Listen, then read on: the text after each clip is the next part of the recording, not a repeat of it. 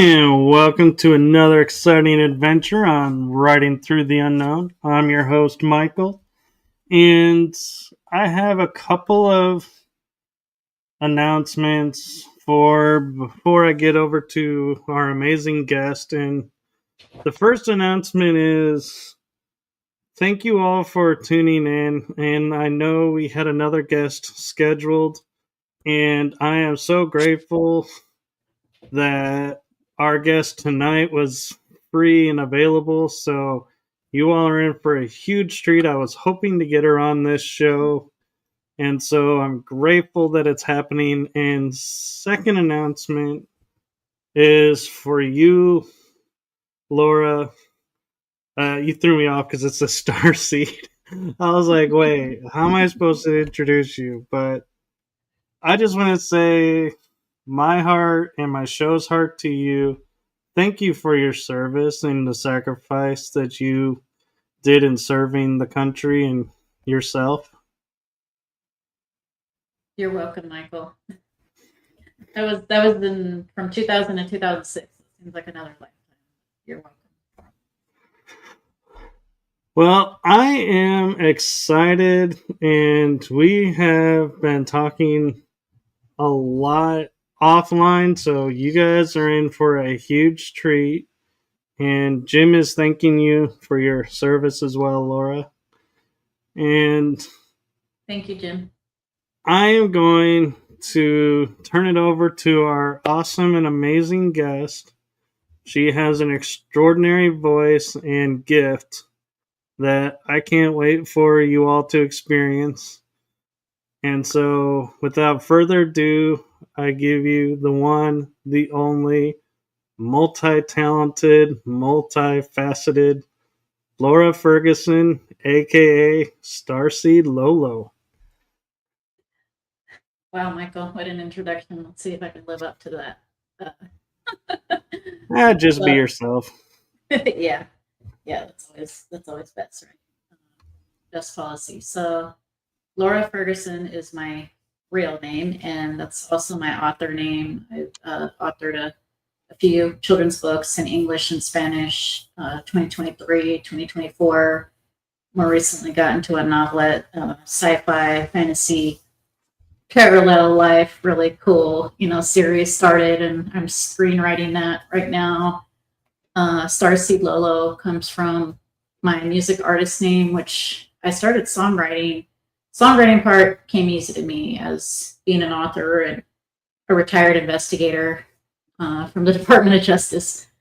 The part that wasn't as easy and still isn't as streamlined, I guess, is the actual, singing. And because I don't have musical training, and I started that early 2024, so I've actually teamed up with a couple producers on an app called BandLab, which is a social media app basically for music artists and the likes. And I found a wonderful producer. His name is Charles J. Cliff in Canada, a wonderful guitarist. He's actually an attorney named Carlos in Puerto Rico, which is cool because my Spanish is like, okay, my dad's from Mexico, my mom's American, and I can get by. I'm a dual citizen now. But, it's nice to have Carlos there as a native speaker because I'm first generation on my dad's side, and to have him teaching me, because he composes music and sings himself in 3 languages, including Portuguese, Spanish, English. And I'm working with a couple other producers, a female producer named Daphne in Boston right now. And the gist of my songs are Starseed, uplifting, spiritual awakening. My most recent song is Dark Night of the Soul. Michael just heard it, I believe, yesterday or today. I don't know if you have any comments about that, Michael, but it is in reference to Dr. Carl Jung's Nigredo stage, which is Black and Latin for the dark night of the soul, depression, and how these traumas or these depressions and bring us to awareness of our spiritual awakening, which for me happened in early 2021-ish. So I don't know if where you want to go from there, Michael, but there you go.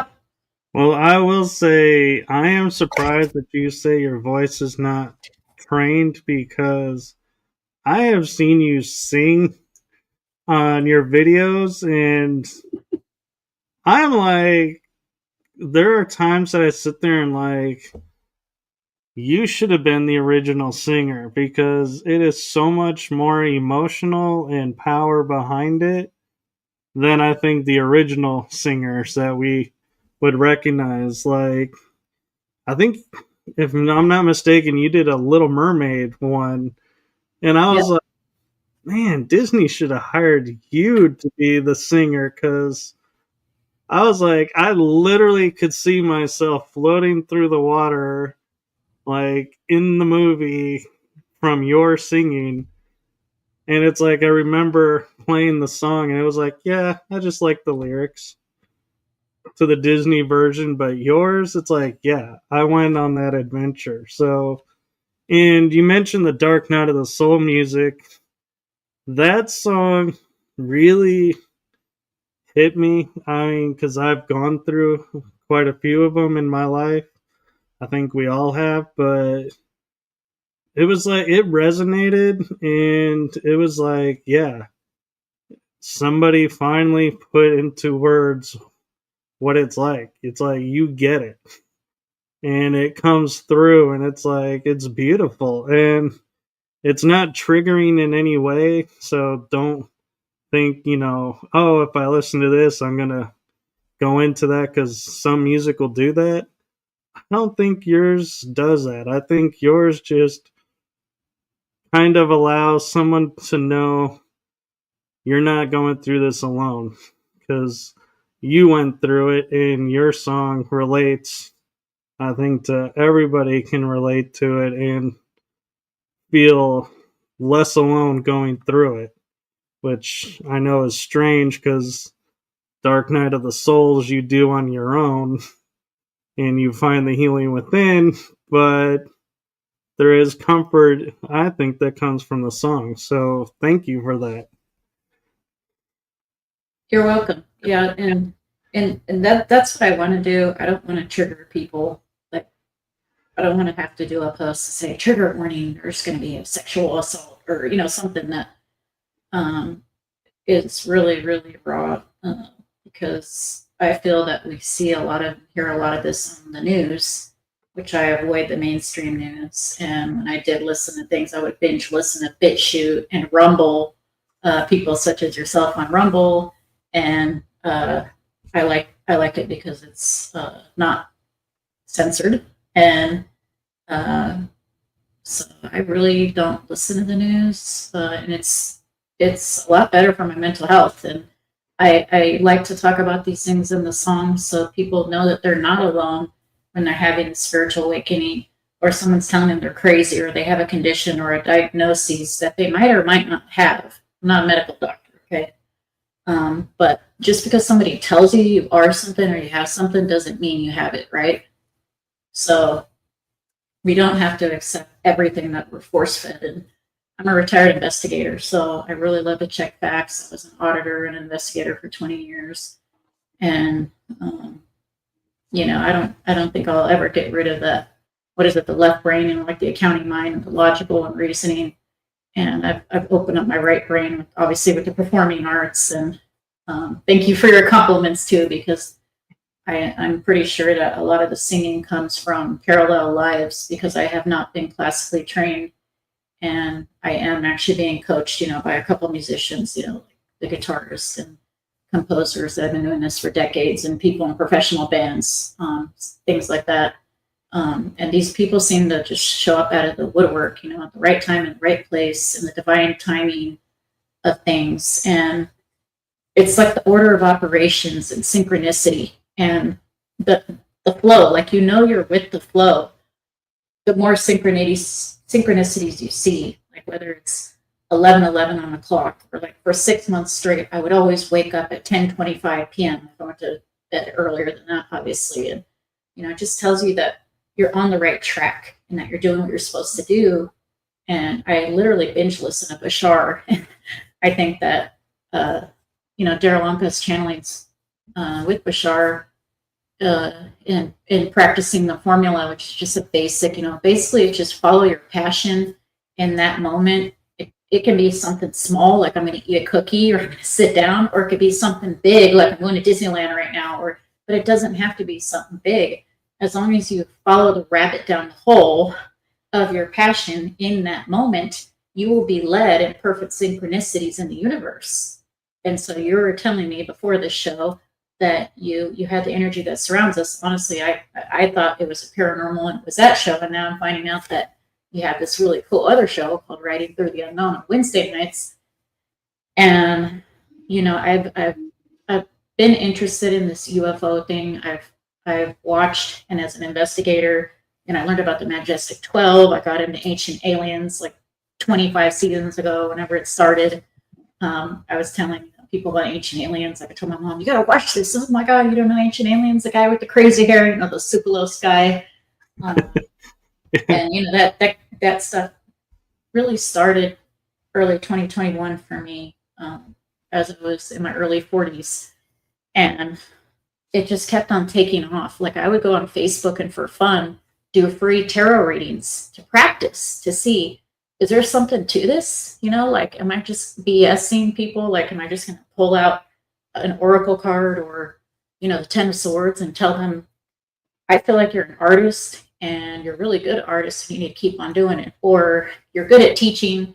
Is there anything that you can do with teaching or something with your career or your love? And like 95% of the time I was accurate. And, they were just free ones. Like you just go in the Facebook groups and, I was just practicing, and it was really fun. And that's kind of where I started. And then it spun off into, eventually I interviewed authors until I absorbed so much. I came up with a book idea for children's books. My son was 5, and, a Conscious Kids series, because I didn't see a lot of Conscious Kid books at that time in 2023, even, a few years ago. And there weren't that many meditation books. And, when he was 5, he really wasn't aware of all that. And now that he's almost 8, he's like, Mom, I'm going to meditate. And I sat here for 60 seconds and, like I timed myself. And then I did a sacred geometry book after that, which really Robert Edward Grant, who I interviewed, which I was kind of like shaking my boots because he had just interviewed Danica Patrick. And then here I am, little old forensic accountant me, interviewing Robert Edward Grant, who, is on Gaia TV. And I was following him right before he came out with that Codex show on Gaia TV. I used to binge, watch all Gaia TV. Not anymore. I think I've already seen everything on there 10 times. But anyway, he inspired my sacred geometry book because he's a polymath and now I was a forensic accountant. And so I really love sacred geometry. And I couldn't find a sacred geometry book that existed for kids. Like it just didn't exist. So my second book actually won first place in the Book Fest Awards. And I didn't think that was going to happen. My first book won second place, but congratulations. Thank you. I'm going to enter again this winter for the novelette, The Entanglement, which the first book is about parallel lives on Mars and on Gaia here on Earth in Atlantis roughly 11,500 years ago. And we all have parallel lives, lives that we recall either in meditation and dreams, even when we're lucid or awake. Things that we are experts at naturally, like me with my singing, or you with your interviewing, or you with writing, because I know you write books as well. Generally when we're naturally inclined to do these things, that means that we've done it before several times. So, it's just amazing to me because with parallel lives, like I could go infinitely in books from, till I'm 90 something years old and I'm 40 something right now. So I am like letting it go with the flow. So if something comes out, it's like channeling writing. I'm like, no, I don't want that character to die that way. And then like my higher self is saying, yes, that's how it happened. Write it down. I'm like, okay, damn it. And then, so I'm just like writing it down. And then the way how I know that it was accurate, which all perceptions are valid, all experiences are valid, because we all have our own unique experience from our own perception point and our own consciousness container, as I call it in my book, which is our body. And so our consciousness container is unique, our experiences are unique, and which means they're all valid because we're all part of the collective entangled, just like quantum entanglement.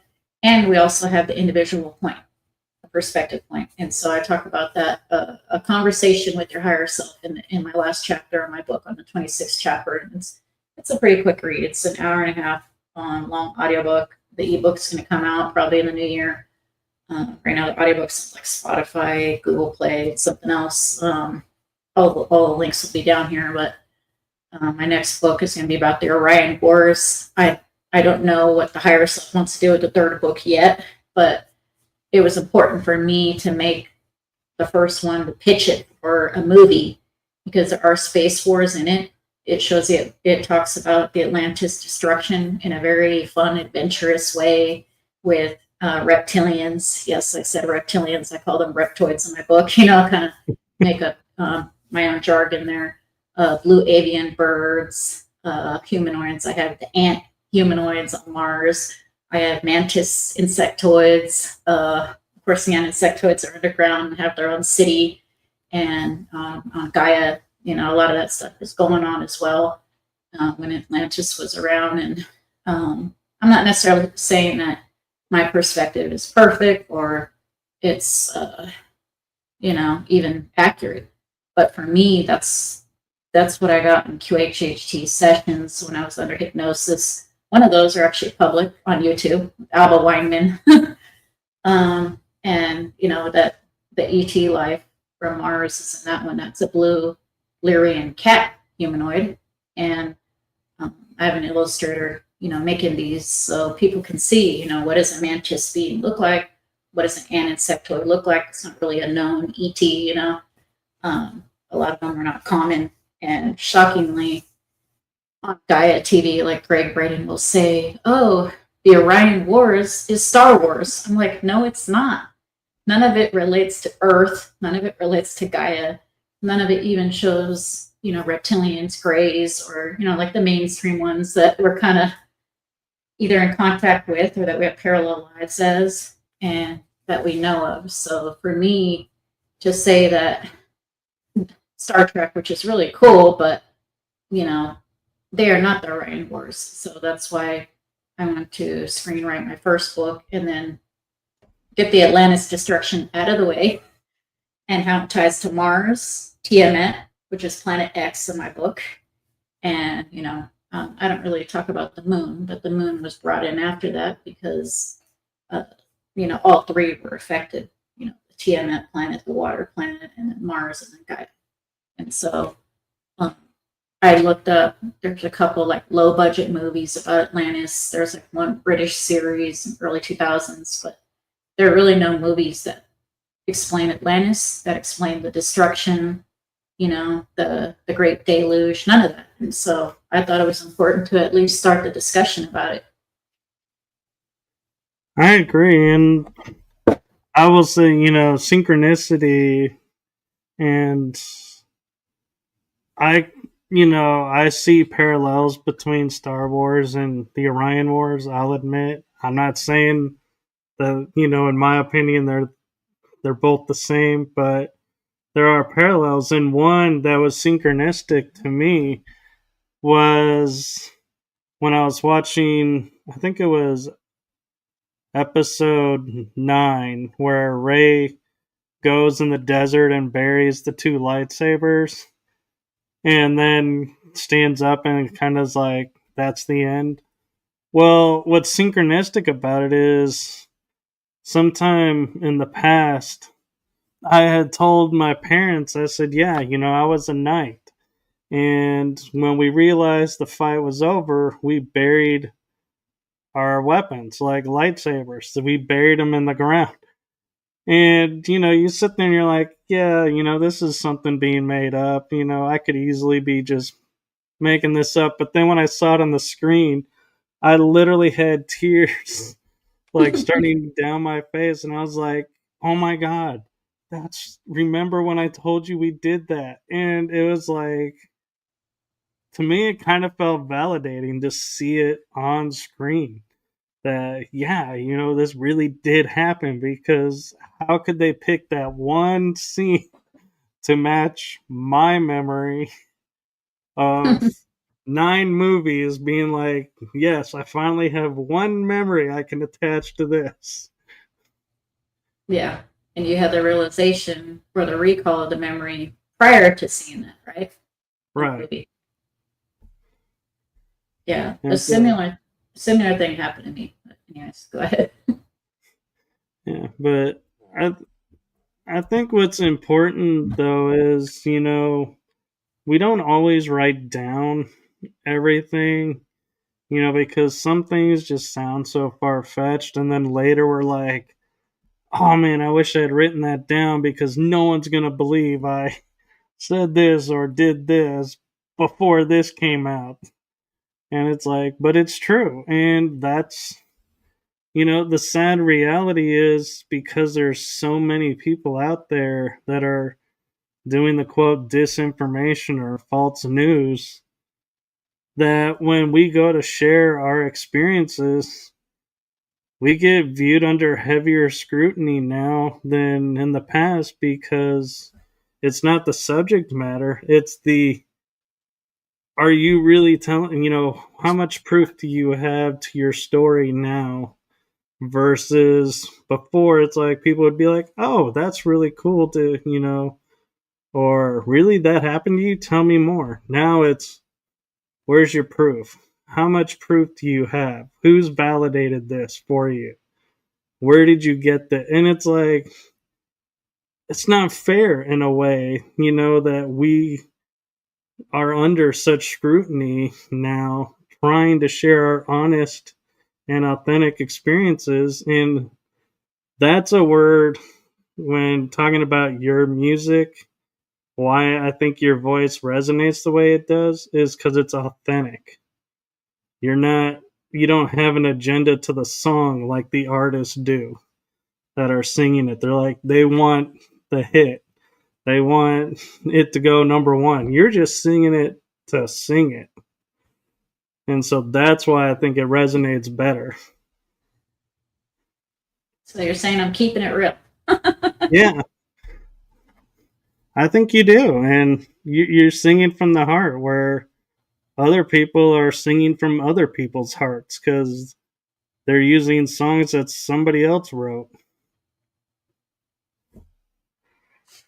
That's true. And now when I listen to an artist, even if I've heard them 500 times prior, I go down and I look at the credits and I see who wrote their lyrics. And if it's like them and 2 other people, I don't care. But I place a lot of value in having them write their own lyrics, even if they're one of 3 people, because that is coming from their heart. That's coming from their higher self, and it is keeping it real. And I told myself, self, you come out with children's book, yeah, your son is in it, this and that. What if you make $0 on it? Are you still going to do it? And I said yes. I said okay, so I'll do it.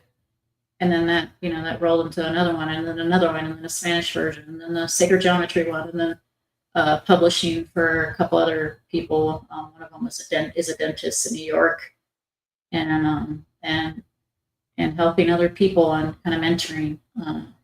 I think I like to mentor people and kind of train people. I got a lot of that leadership stuff from this training and stuff, and helping others from the military, and so that's stayed with me. And I have a Master's of Art in Organizational Leadership, but a lot of that stemmed from the military. And so, anyway, I'm trying to remember what my point was, but when we come to these realizations that, like I've seen Unacknowledged with Dr. Stephen Greer, and then you do hear clout from certain people that he's quote unquote not telling the truth, and then you hear from other people that he is. And so at the end of the day, you have to weigh your options and just decide. Yes, you can go down a rabbit hole, like my investigator self will go, finding out, binge listening to something for 500 hours and be obsessed with finding information and studies and, real logical documents that came from Freedom of Information Act requests from government documents and stuff like that. But it's really garbage in and garbage out.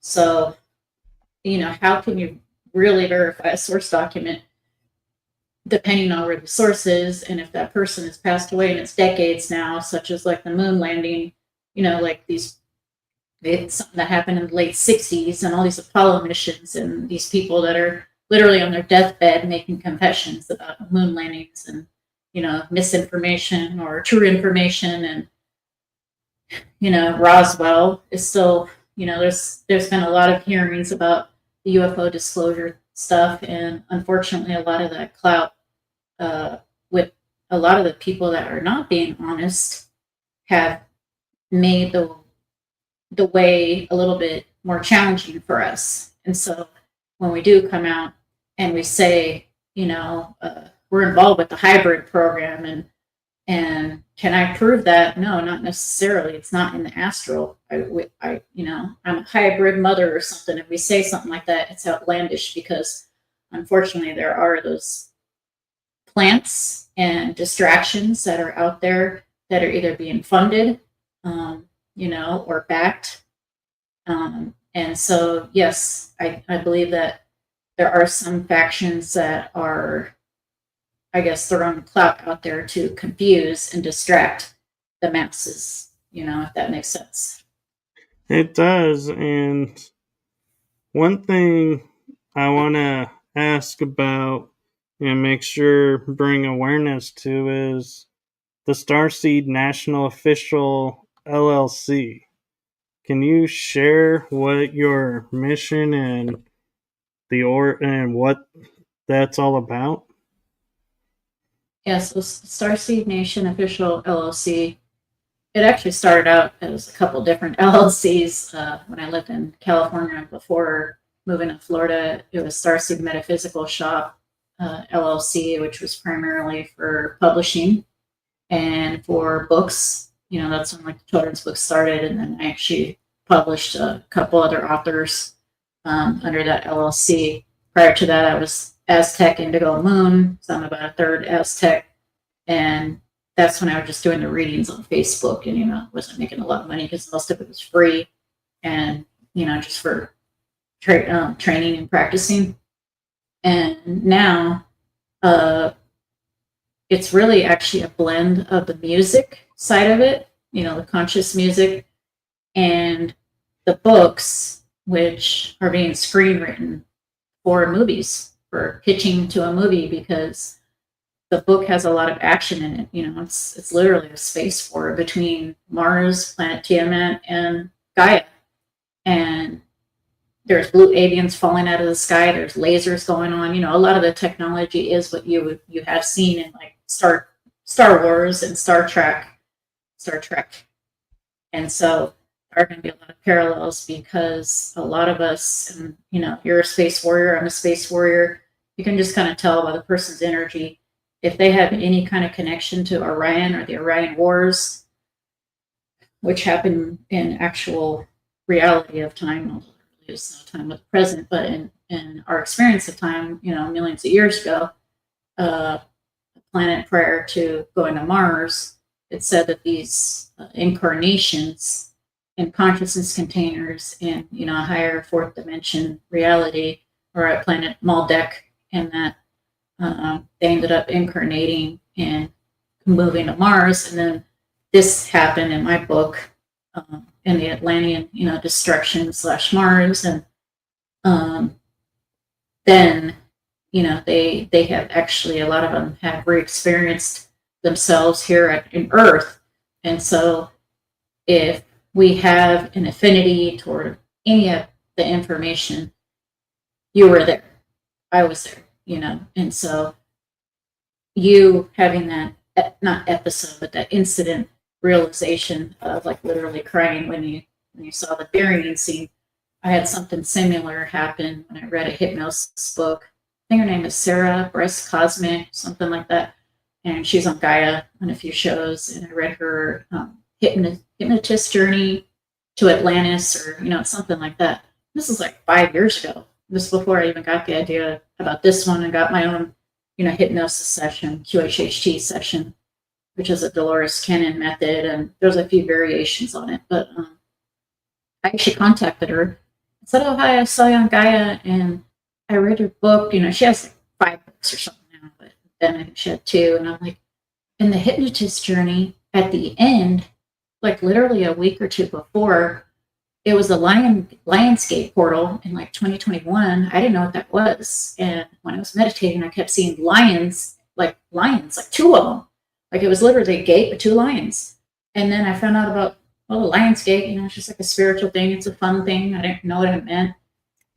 And I had a meditation. It was by myself.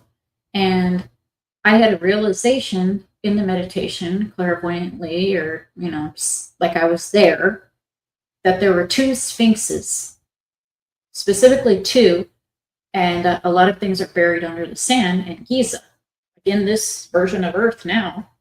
And I was a cat, Lyrian ET. And so this was like 4 or 5 years ago. And, now this is actually in a book, which I didn't even have the idea for it yet. Harris wasn't ready for it yet. And then I read it in her book and Sarah's book, like literally 2 weeks after this Lionsgate portal and this meditation I did. Like it was probably just like a live one on YouTube or whatever, random one that was played back on Gaia TV.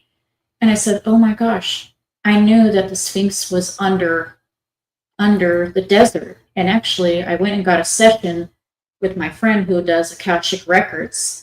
His name is Alexis in Sacramento, California, when I still lived there. And he actually was in that session with me when we saw the Sphinx underground. And he could verify that for me. She's like, oh yeah, I knew Alexis because, like he was in the hypnosis community too. And she was like shocked. And so I thought that was pretty cool because I had a witness to that.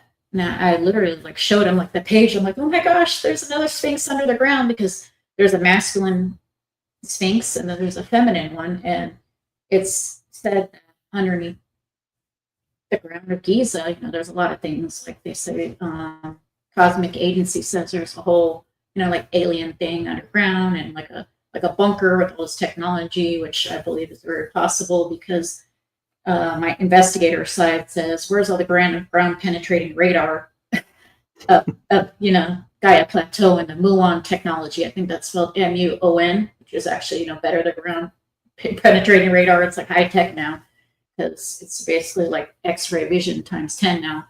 And, they just haven't shared this with us. And it's like, how many square miles? It's huge. And there's several monuments there. And so it just blew my mind that Alexis and I, we had that session, and he heard me talk about the Sphinx under the ground, and then I read it like 2 weeks later, and it's like, I have a witness here with it. Like I talked about my near-death experience. I had a witness for that too. And a Kodiak bear ran out in front of the car and then kind of disappeared and then reappeared safely and left. So, it blew my mind, honestly. I was shocked, and I'm like, I guess this stuff is real. Like, I didn't know what to call it. Now I just call it higher self.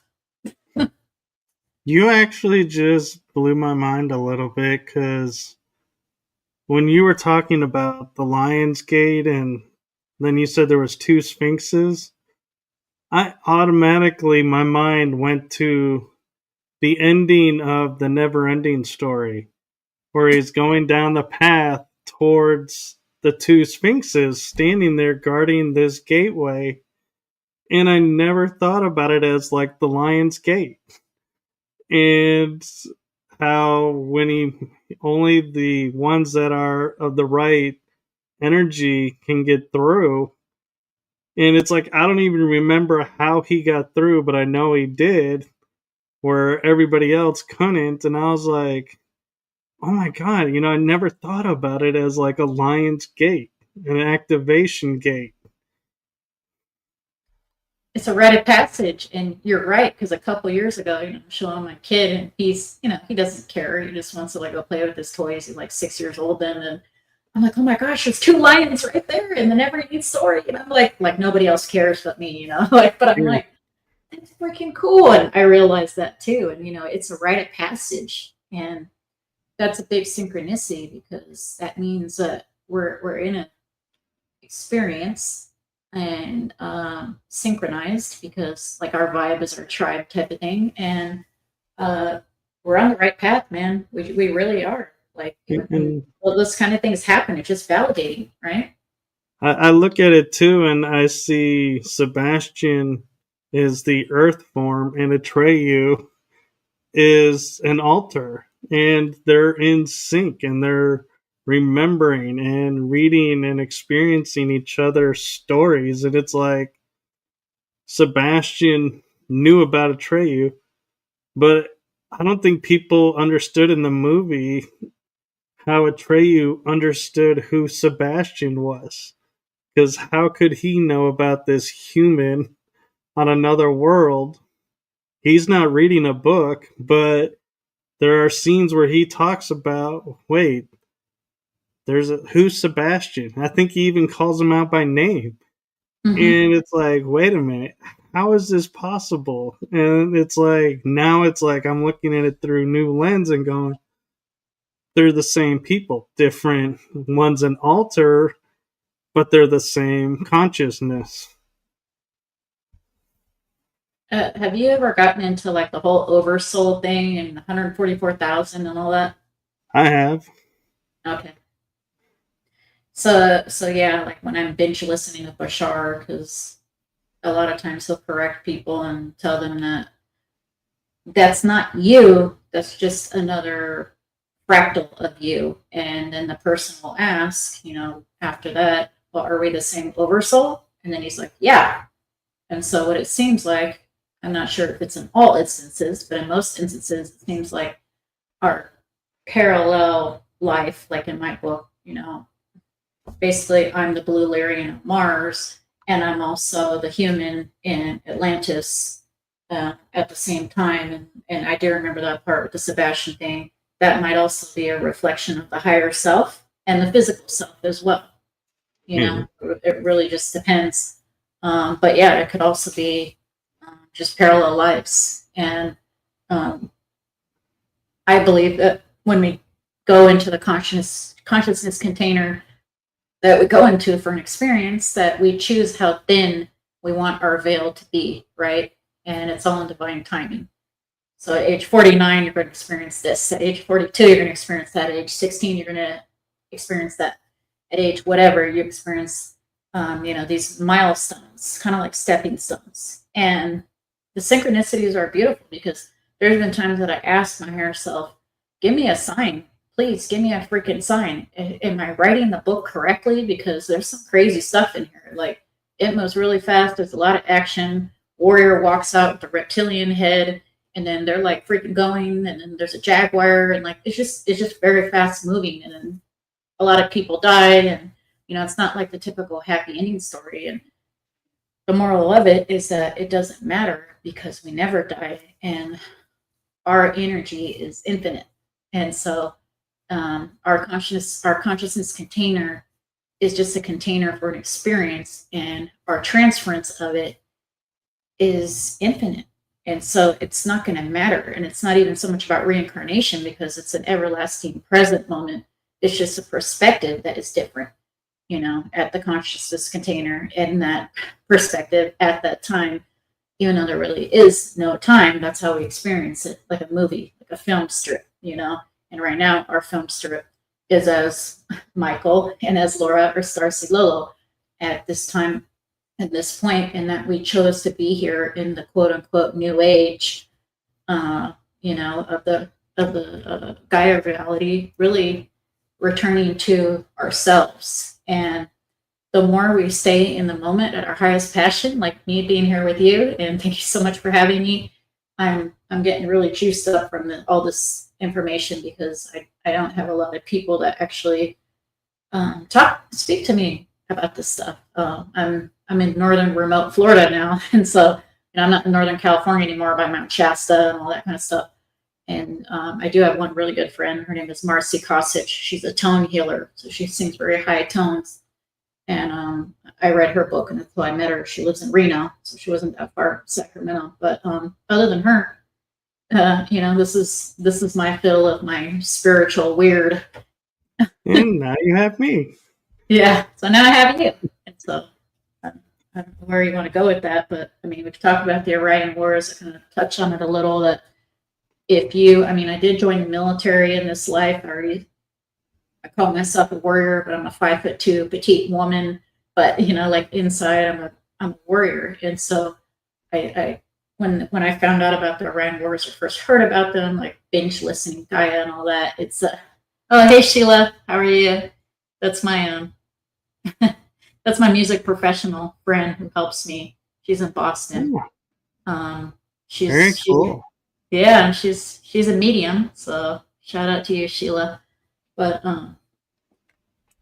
Well, this is probably a good segment towards you had asked me about doing something that's actually never been done in my 3 seasons of this show, and I'm kind of curious to see how it'll work out. And that is, you had mentioned about channeling something for tonight.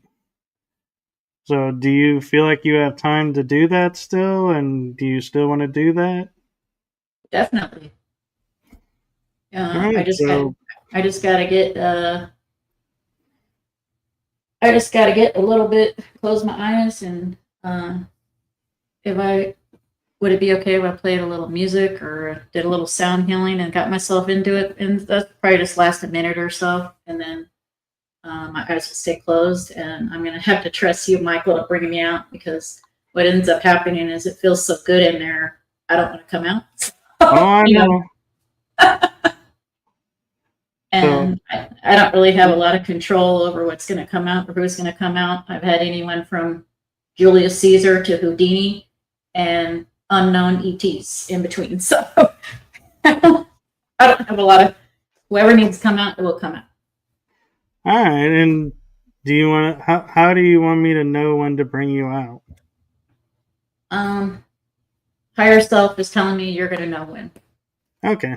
Now, if there's like a point where just like I got to open up my eyes, this is enough, and it's a lot of energy, or I'm getting tired, I'll do it naturally. But higher self says either you're going to do it naturally or I'm going to do it naturally. It doesn't matter. All right, and we talked about ways, and so it'll be another first for the show. We have a few sound effects that we talked about using for this one. So yeah, just let us know what you need, and we'll go from there. All right.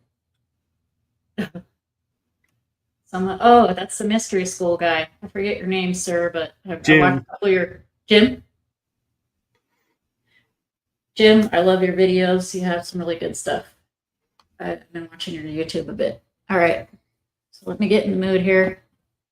Let me see if I can turn off this light. It might get darker, okay? It's gonna get darker. It's okay. Because that light is distracting. And normally if I turn on music, that distracts me too. Let's see if I turn this down.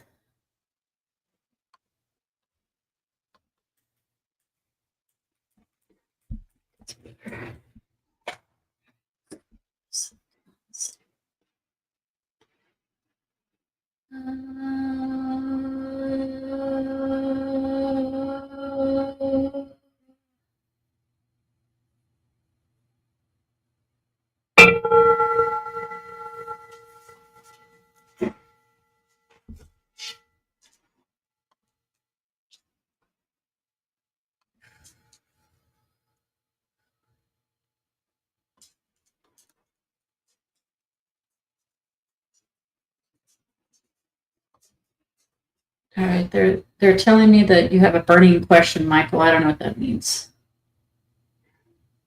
To be honest, I either I have to think about that. Wow, talk about no pressure. Let's see. Burning question.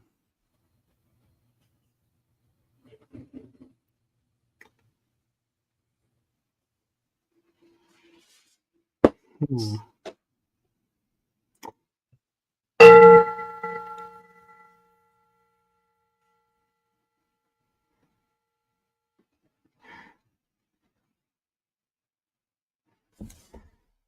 I guess a burning question that I would have on my mind that's probably on a lot of people's minds is the Project Bluebeam and all these 3-Eye Atlas and everything going on. Is this all a distraction to keep us from seeing what's really going on, or is there something that we really should be paying attention to in there? It's both. If it's Project Bluebeam, Project Blue Book, names don't matter. Any kind of information that you can actually scrub and either find on the internet or even by word of mouth of a lay person, short of like Bob Lazar, under a lie detector, is that's the surface stuff is mostly a distraction. However, intrinsically, looking within is always the best answer. You can have as many facts as you want or you can in front of you, as many to last a lifetime. At the end of the day, literally, it's up to you to decide and to feel into what you feel serves you best. If it keeps you in the highest vibration and the highest frequency state of mind, you're always going to make the best decision for yourself in that moment. If it's something that is, quote unquote, as they say in the new age community, low vibe, this is probably not something that is best served spending your time listening to. And honestly, it's more than likely a waste of time going down rabbit holes. And this one right here, she was an investigator and used to binge listen things in the background when she worked at home. So if they were in the background, she did learn a lot. She liked to listen to different perspectives of different political parties, different backgrounds, even different languages, Spanish, English, things like that. And she did learn a lot. And she's gotten to the point where tools are fun to use. That could be anything from a tarot card to watching TV or being on your phone device.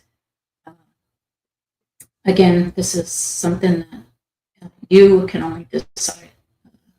The distractions are there in place to distract you away from much deeper meanings and to keep you from going within. Does that make sense? It does, and it in a way makes sense why a lot of people are waking up now, as before it seems like more people are starting to question what they've been a part of and who they are. Is that the goal of going to the next level of humanity's growth, that we are, those who are to awaken are waking up? Yes, in the game of ascension, because the experience is real. Okay, the experience is always real. The reality is not real. However, the experiences, that's where the value lies. Is that? So in the ascension game right now, it's a reflection from within what is without, because there is nothing without and nobody without. And so it is all within. And that is why they actually say that it's not the mind that's within the body, it's the body that's within the mind. And yes, our connection, it's not that our connection to each other is getting stronger, jumping to another level. We are just playing that game in a chess game of ascension. Does that make sense for an experience? It does, and I'm curious, and I guess my real burning question is, I have dreams and visions of using what I was taught in programs to turn against those that are performing these programs against people's will. And I feel like there's more that are waking up and doing the same. Is that true? And is that like the ascension process for those in the programs is learning how to turn the tables, so to speak. Now, when you say programs, please elaborate. Are you saying MK Ultra? Are you allowed to say that? MK Ultra, the secret space program. Mm-hmm. So, in order to ascend, have the experience of ascension, we have to get rid of the old, which is not working, correct? Correct. Everything is actually, all energy is neutral to neutral positive, which means it's only how we define it. And on the very highest level, there's very few oversouls.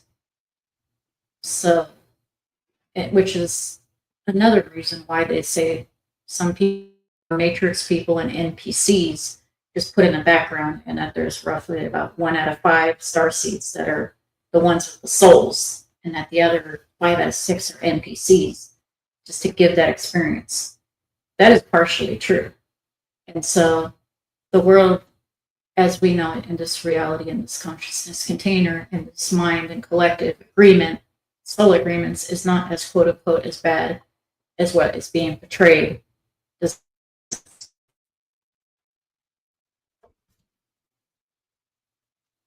Being that it's neutral to neutral positive and only how we define it.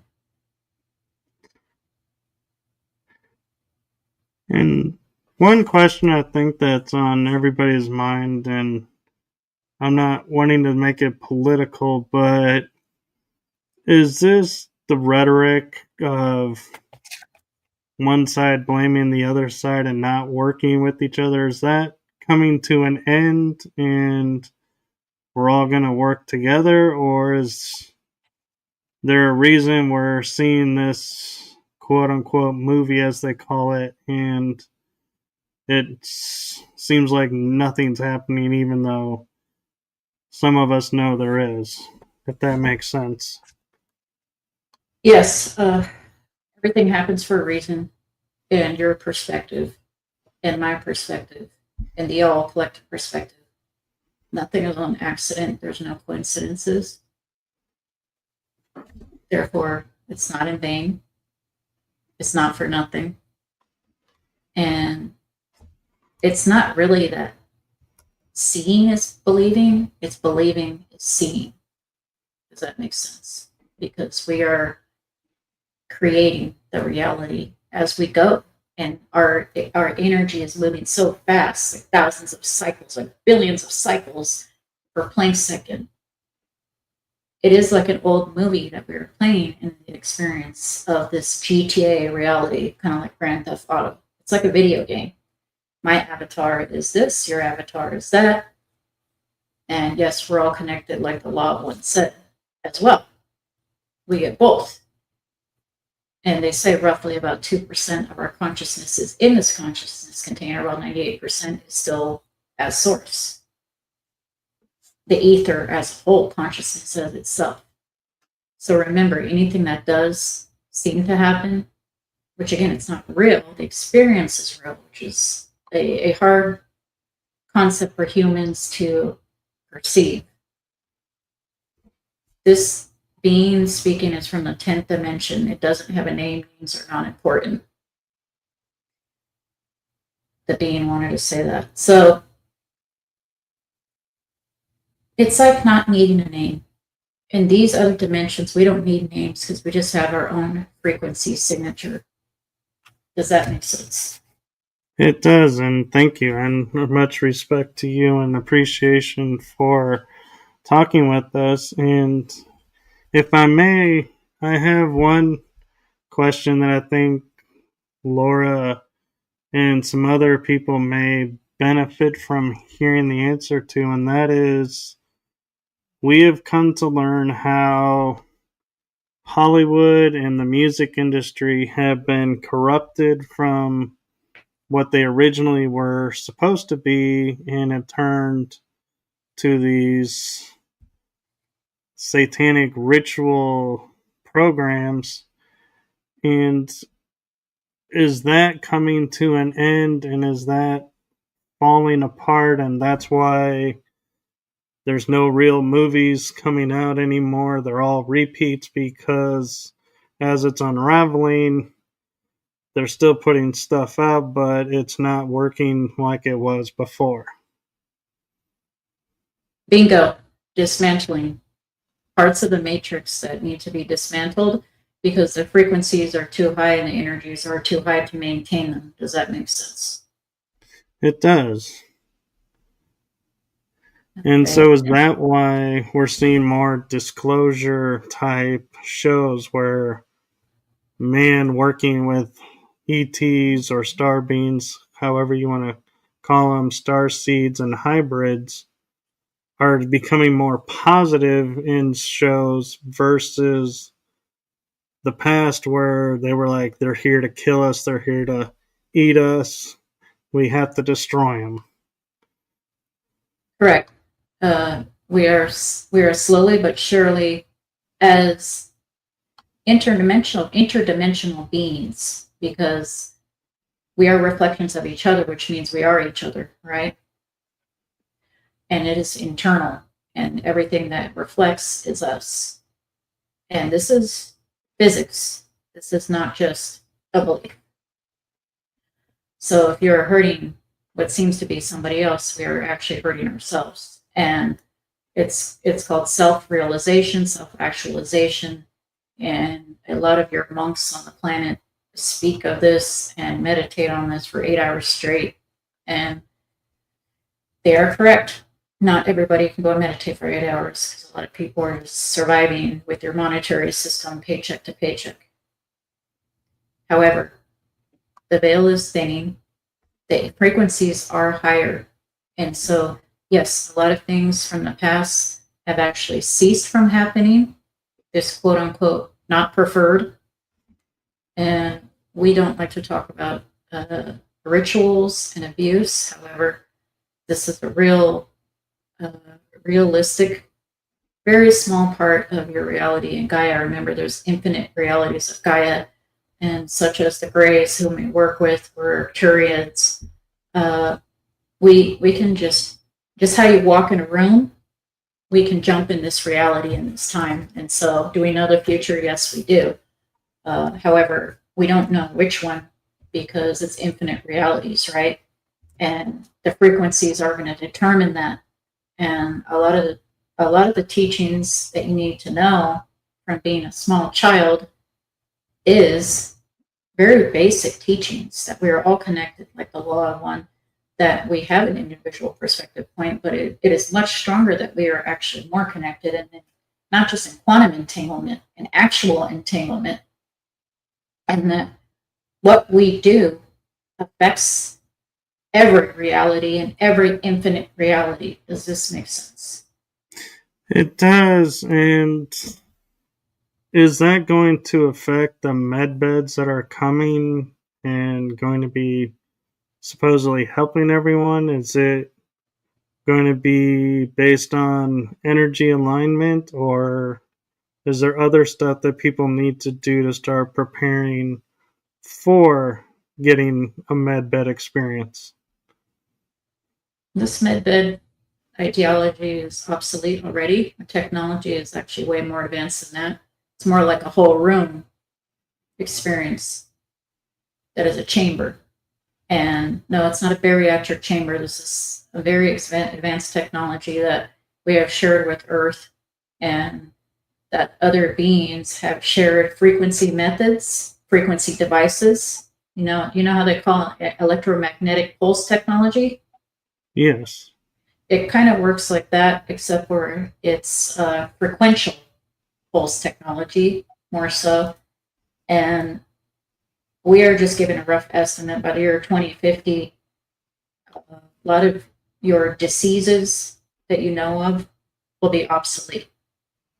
So medbed technologies are therefore already obsolete. And unfortunately, there are quote unquote fakes and frauds who say they have a medbed or they have a light pyramid or something. And this is what we say at the end of the day, because we live hundreds, if not thousands of years by our sheer will, and our frequency is Nobody is healing you other than yourself, because you are a source and a creator of yourself. Makes sense. It does. And so I wonder a lot of times, because we're talking about energy on the quantum level and healing on a quantum level, do we even need a device, or is it something that we can just ask for and it happens? Are you familiar with water diviners, sir? Yes. Are you familiar that with your own body, you can be the water diviner? You don't need the sticks and all this. Right. Yes, I've experienced that, different forms of using the body to heal and answer questions. Yes, it starts from within.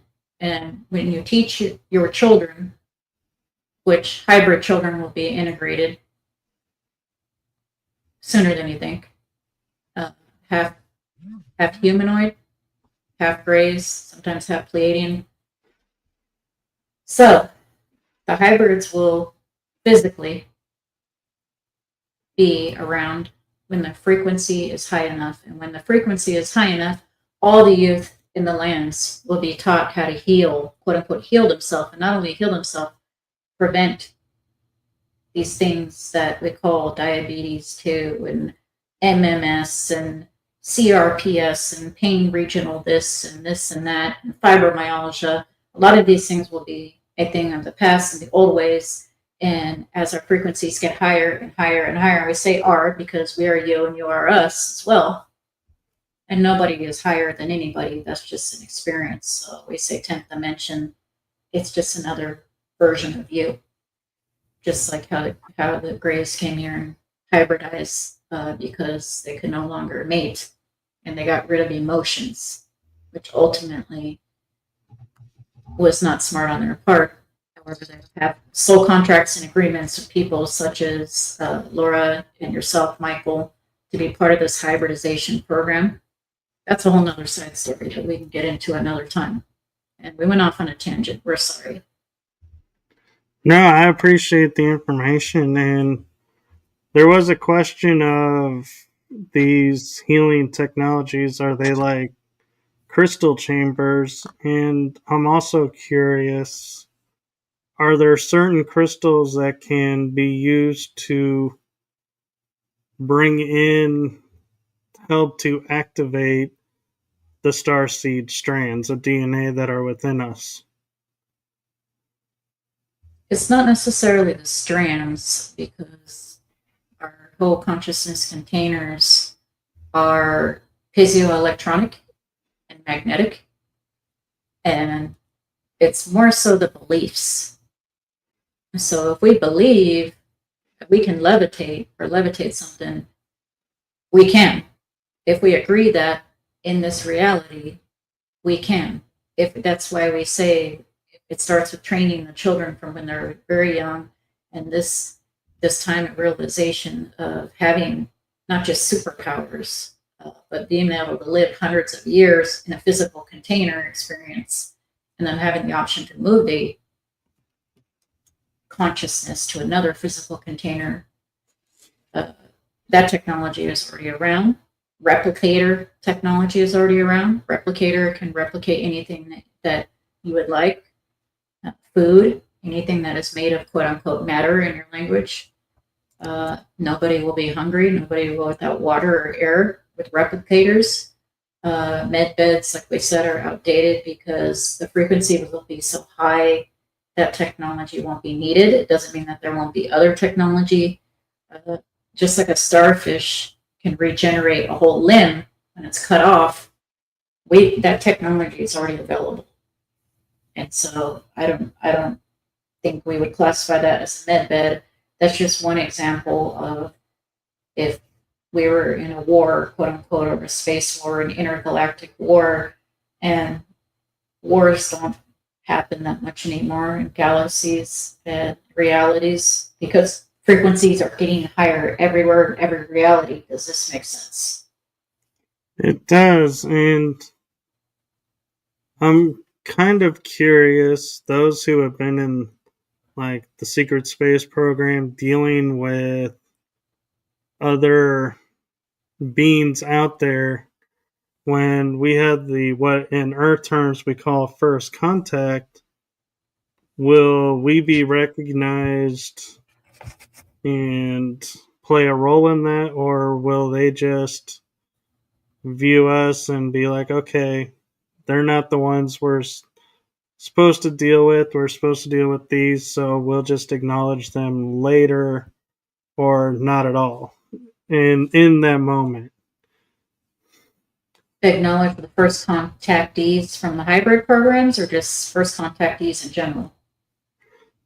I'm just in my mind. I'm playing out first contact and being like, oh, those who from the programs will be like, I recognize. There'll be a connection of recognition, and will that be acknowledged, or will they focus on the people who are standing before them, saying, we're here to represent humanity, and we would like to extend the olive branch of peace and friendship, so to speak? It's going to be more the latter than the former. However, remember, as frequencies get higher, the connection of the entanglement is stronger, which means telepathically the knowingness is stronger as well. Does that make sense? It does. And thank you for that. And if I have 2 questions from the people watching in the chat room, if it's okay for them to ask. Yes, we have a lot of time. Okay, so at Anchor Haven is asking, can you share a name for my 10th dimensional aspect, please, to help me connect? They told us Lyrian. Strong Lyrian. They don't have names of 10 dimension, but they say Lyrian ties. Cat means the Lyrian constellation. There's blue Lyrians, there's others that are not blue. They are humanoids.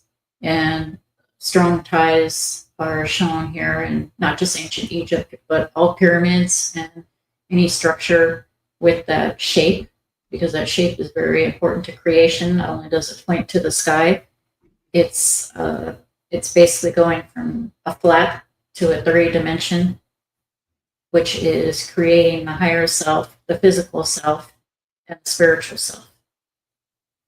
Does this help?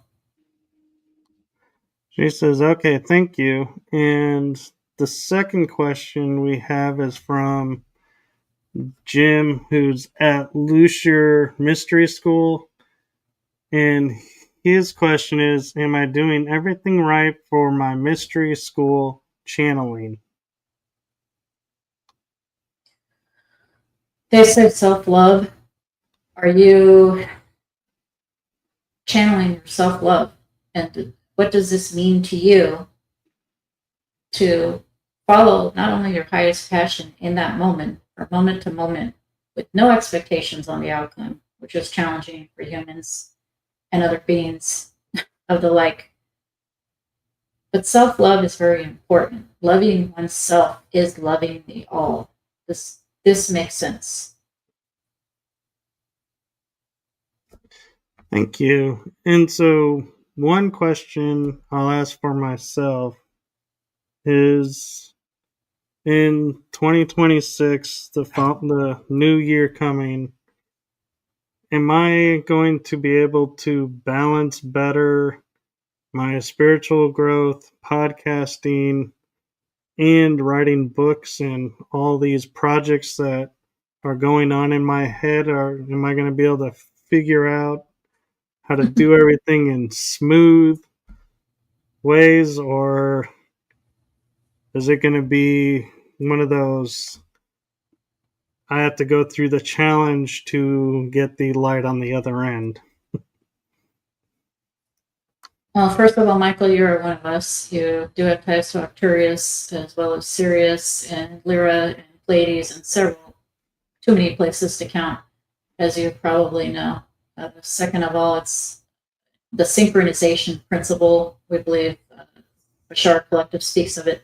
Synchronization principle basically just means that everything comes in divine timing, the order it's supposed to.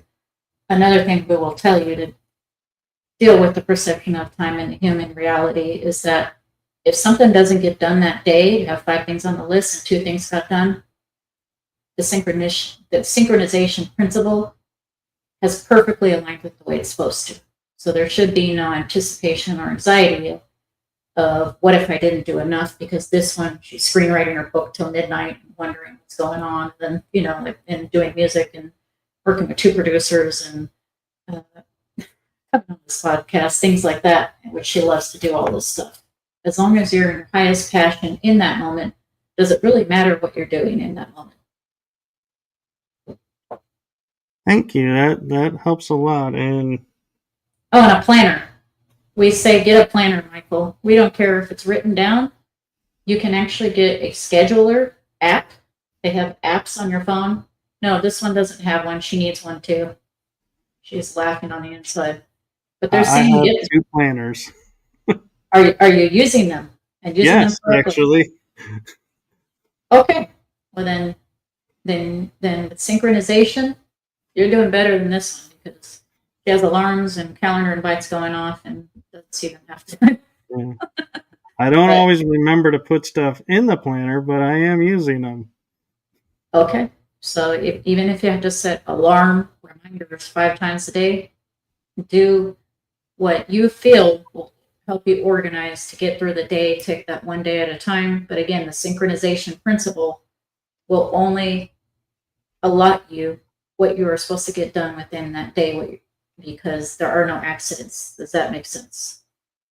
Yes. And one more question from the chat room is at Vaughn.P-I4J is asking, am I in alignment? I think this is Laura Lula's friend, and the answer is sometimes. And that sometimes you can have one foot in the other side and the other foot on a different side. So just make sure that you are doing in the moment what feels right with you. Nobody else knows this. You can have an identical twin with 100% same DNA as you. They are not the same consciousness or spirit. Only you know this. And so it doesn't feel good to be neither here nor there. If you're in between stuck, or you feel like you're stuck, it's impossible to be stuck because energy is always moving just to have the experience. However, the experience of feeling that way is real. Even in the Matrix, experience is real. If you have one foot over here and one foot over there, make up your mind. What did they say? Crap or get off the pot. That's our answer. I love hearing 10th dimensional beings using Earth terms and actually using them right. That is so funny. It's so great because... And my last question for you, because I know energy can get taxing on bodies and stuff, and I'm sure you have other things to do as well, but I don't know that in a channeling if this has ever been asked, but do you have a message for Laura? Oh, good one. She didn't expect that one. And we just want her to know to keep doing what she's doing. That, her doubting herself with music or even screenwriting, which is way different than book writing. And she did her first audiobook, and we're so proud of her. Everything is synchronized and beautiful, and she's very busy, just like such as yourself. And even in the podcast, it was a synchronicity. She's actually crying a little right now, which is her, not us. And because there's 2 Michael podcasts. There's a different Michael and a different podcast. She's going to be on November 25th, and she was specifically asked to channel grace. And that is she has nothing to worry about. She's going to be fine, because normally she doesn't pick. They pick, from the higher. It's just the higher self that is coming through as an archetype. And she wasn't nervous about this at all. But we love her. We are her. She is us. And she knows that we're there. She does ask for several synchronicities. She loves synchronicities. She's almost addicted to them. And let me tell you, we will give her 3, 4, 5 a day. Like she will see a word that is not a common word when she's writing her screenplay and sees some word that is not like if and the. It's not a common word, and then she looks up at the screen of YouTube. 2 seconds later, it shows up, or on a TV show, or in her book on the side, and so she loves that. And we send her these messages. Yes, they are from us, Laura. Yes, Michael, we're telling you they're from us too, which is your own higher self. Does that help? It does, and thank you. And from my heart to you and all who are around you, thank you for sharing this time with us. And I feel like now would be a good time to bring Laura back, and peace to you and love and light to you. Thank you, brothers. Thank you, sisters. We love you all, and you're all doing great. Everything is in perfect timing. Everything is for the highest good of the all. Even if it's a moment you don't prefer, change it. That's what we say. Have a great night. Thank you. You too. All right. Just a minute.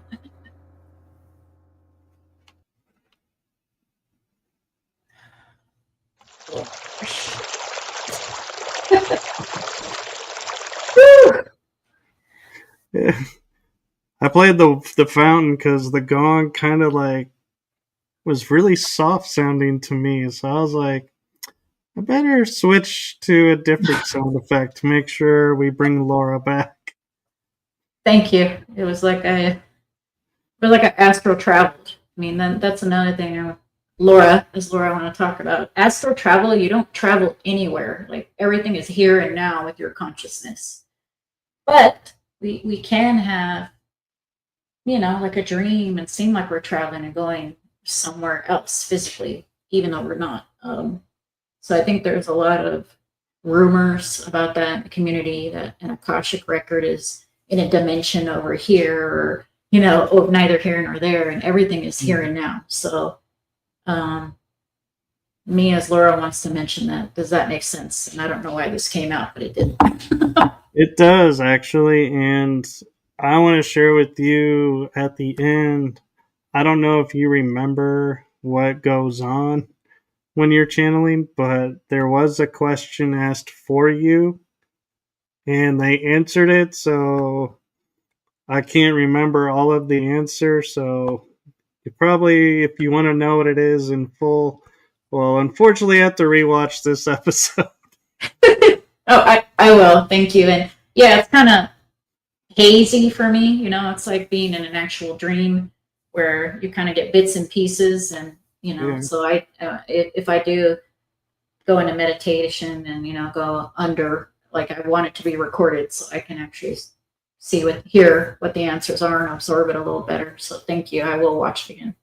And I did make them laugh, and they were like, because I said, I don't know that this has ever been done in her channeling, but I said, what, do you have a message for Laura? They started laughing, and they go, no, I don't think this has been done. Here we go. Actually, in QHHT, they, at the end of the hypnosis, like, you can ask like 5 questions or whatever, there's a set amount, but you prepare it ahead of time. So it has been done, but not on the spot like that. You know what I mean? Right. So I thought, since we were getting messages to the chat room, I was like, seems fair to give one to the person who's not present. And so didn't want you to feel left out. I appreciate it, Michael. Thank you so much. And I do remember that they said something about synchronicities, that it applies to you too. So And it does. You get a synchronicity on the never-ending story or whatever, where you see a word and then 2 seconds later you see it again and it's not a common word, or you hear something, or you have ringing in your ear when you're seeing something cool that you like, or like something like that. They wanted to tell both of us specifically as brothers and sisters that the synchronicities are real and they're coming from our higher self because we're asking, am I doing the right thing? Am I on the right track? It's hard for me to be like, I just trust everything blindly and I'm doing the synchronicity principle. And, like it's challenging for me too. I want to know. I'm a retired investigator. I want to know what's going to happen in the next moment. And I got to get over that, because It is, and it's hard. For me, I had a guest who wrote a book about synchronicity, and after that show, for like 5 episodes in a row, the word synchronicity kept coming up in the shows, and I was like, this is so synchronistic that I have been like drilled into me. Look at the synchronicities, and so now it's like second nature for me to go, oh yeah, it's synchronistic. I was just thinking about that. Here it is. And or watching something and go, I was just thinking about this. And here it is on TV. Yep. That's the higher self sending you a message because you asked for it.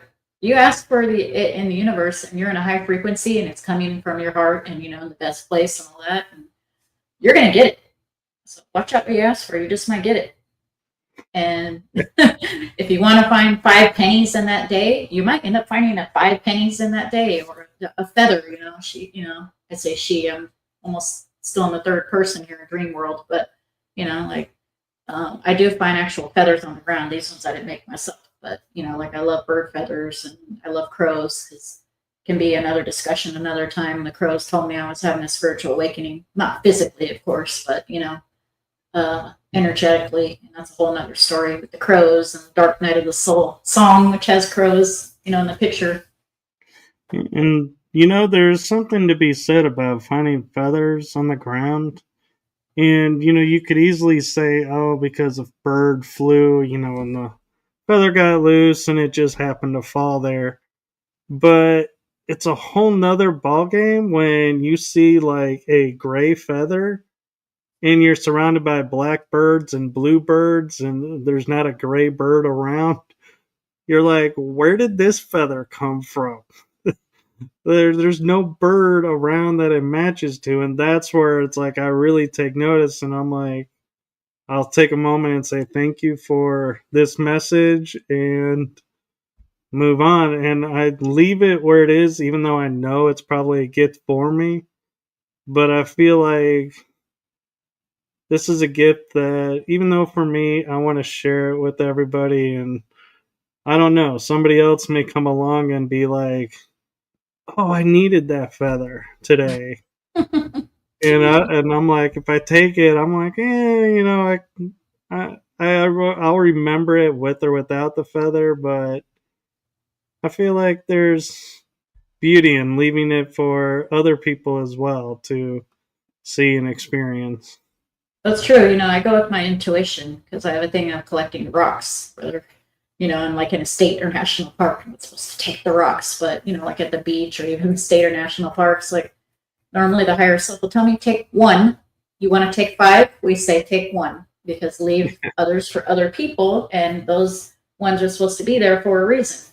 No, don't take that one. I'm like, oops, sorry. And then, no, don't take that one. Okay. And then I'm like, okay, I want to take that one. Yeah, that's fine. Don't take any more, Laura. I'm like, dang it. But, so I use my intuition.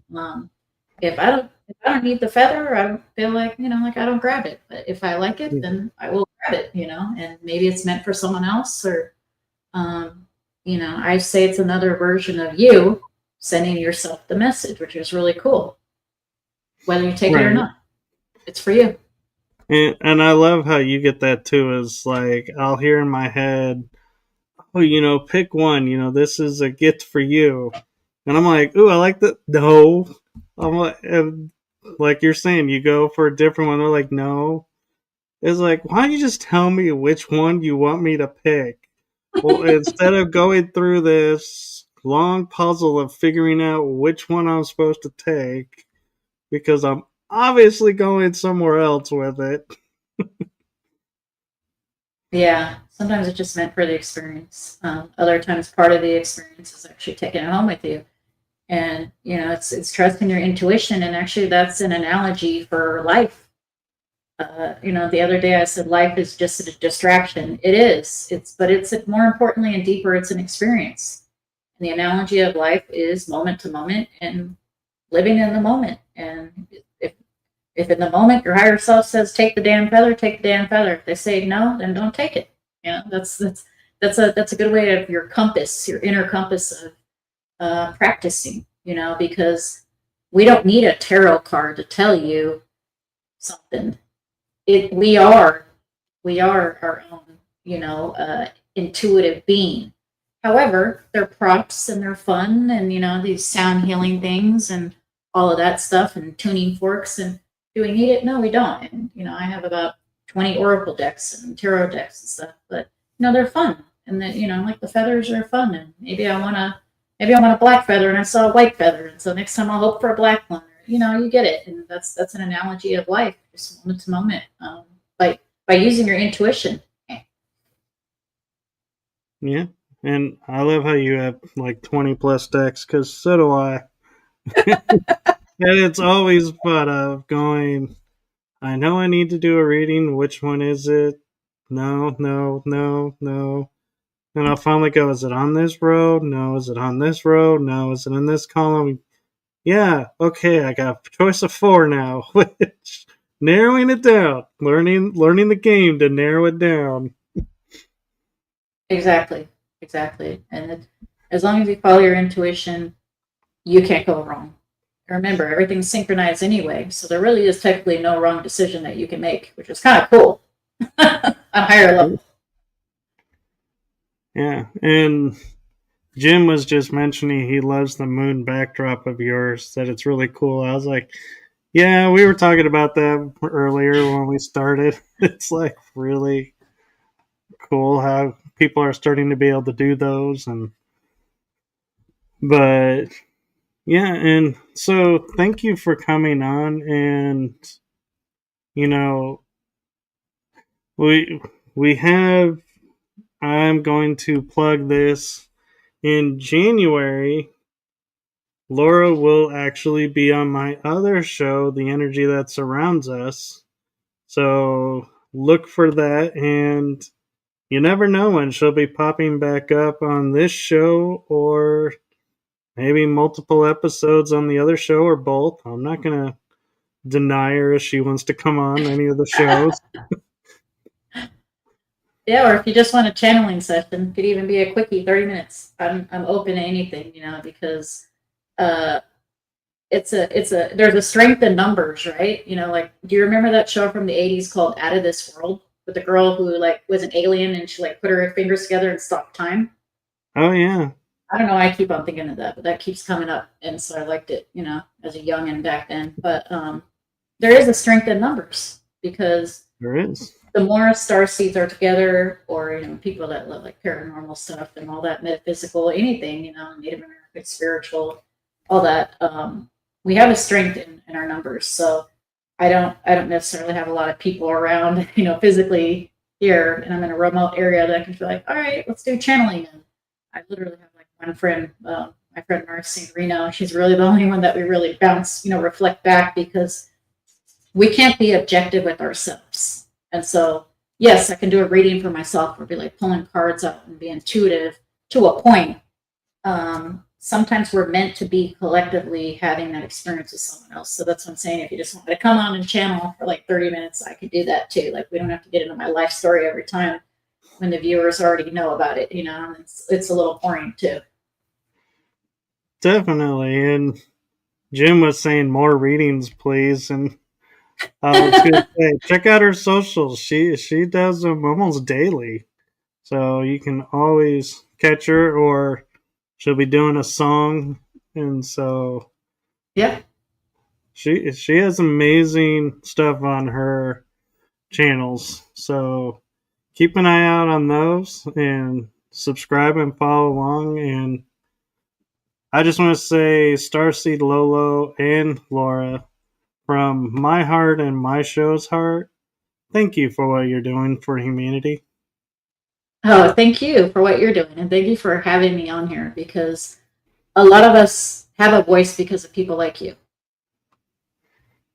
And that is one thing that, you know, I love about doing this, is giving a voice to those who may not feel like they have one. And so thank you, and I am so grateful that it actually is being noticed.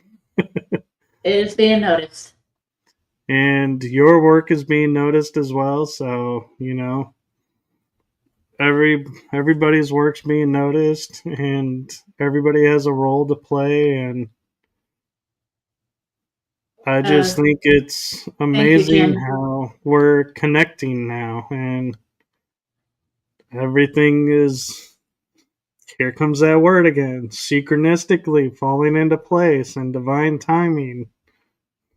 Yep, and I know I'm scheduled to be back January 20th. However, I'm open to be back sooner if synchronistically it's supposed to happen, or you know, if there's a need for channeling or anything else. You know, anything else that we want to ask them about, because it's a surprise of who we get and you know, what they answer to me too. I'd rather have no prep ahead of time, because that just keeps it in the moment. And so I'm open to being back early. It was funny when you approached me, you know, just so people know, as you were asking me, you know, is it okay to channel? Some people want this group or this group, and I don't know who's going to come. And I was like, I used to channel. I know there's no guarantees, so let's try it, and whoever comes through, comes through. And I think it works perfectly. I think it went really well. Cool. I look forward to re-listening. I hope you all have a great night, and I will make sure I'm following everybody who's listening and the likes. I think I've literally gone through your friend list and followed like 500 of your friends already. So, but I will continue doing that, because it's big to give each other support in the community. You know, it's not just the strength in numbers and the energy and all that. It's uplifting to all of us. It is, and if you feel like a channeling, you know, and you're wanting to use a platform, you know, reach out and we'll see if we can't make it happen. All right. Sounds good, Michael. And thank you, everyone who's listened and who will listen to the recording. And hope everyone has a wonderful Thanksgiving. I know it's next week, but you can never have too much gratitude in this world, I think. And so hope everyone has a wonderful week and a wonderful Thanksgiving, and we will see you all on the next episode. Have a good night, everyone.